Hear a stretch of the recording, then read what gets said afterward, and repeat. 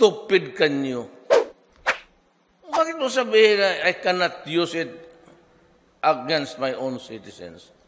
When there are citizens in my country trying to overthrow my government. Ang isa dyan, the avowed claim of the communists is really to change. Gusto nila sila ang magdala sa gobyerno.